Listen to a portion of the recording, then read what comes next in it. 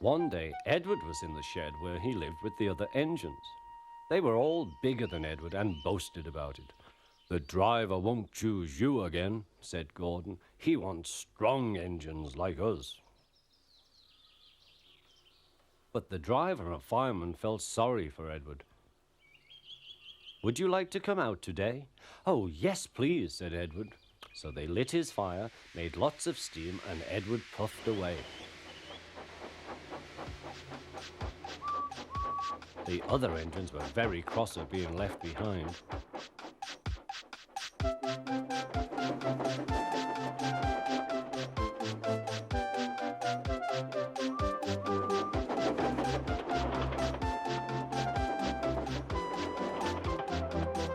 Edward worked hard all day. The coaches thought he was very kind, and the driver was very pleased.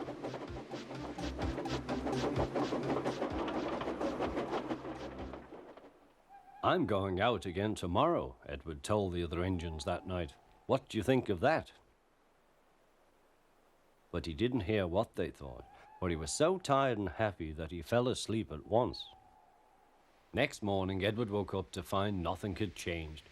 Gordon was still boasting. "You watch me, little Edward, as I rush through with the express. That will be a splendid sight for you. Goodbye, little Edward. Look out for me this afternoon."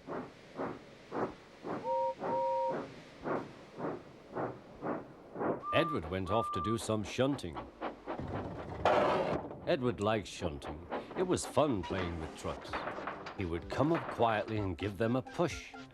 Then he would stop and the silly trucks would go bump into each other. "Oh!" they cried. "Whatever is happening?"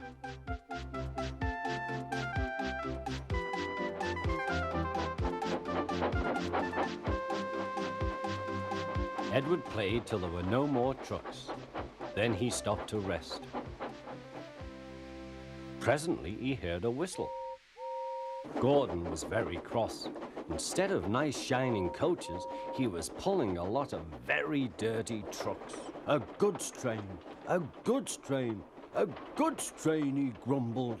"The shame of it, the shame of it, oh, the shame of it." Edward laughed and went to find some more trucks. Then there was trouble. "Gordon can't get up the hill," the porter called to Edward's driver. "Will you take Edward and push him, please?" They found Gordon halfway up and very cross. His driver and fireman were talking to him severely. "You're not trying." "I can't do it," said Gordon. "The noisy trucks hold an engine back so." Edward's driver came up. "We've come to push." "No use at all," said Gordon.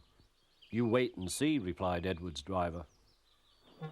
They brought the train back to the bottom of the hill.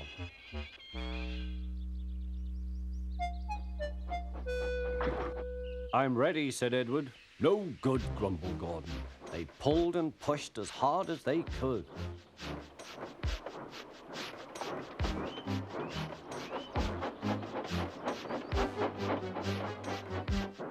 "I can't do it, I can't do it, I can't do it," puffed Gordon. "I will do it, I will do it, I will do it," puffed Edward. Edward pushed and puffed and puffed and pushed as hard as ever he could. And almost before he realized it, Gordon found himself at the top of the hill. "I've done it, I've done it, I've done it," he said proudly. He forgot all about Edward and didn't wait to say thank you. Edward was left out of breath and far behind. He ran on to the next station, and there he found that the driver and fireman were very pleased with him.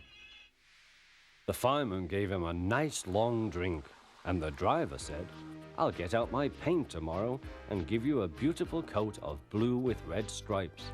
Then you will be the smartest engine in the shed."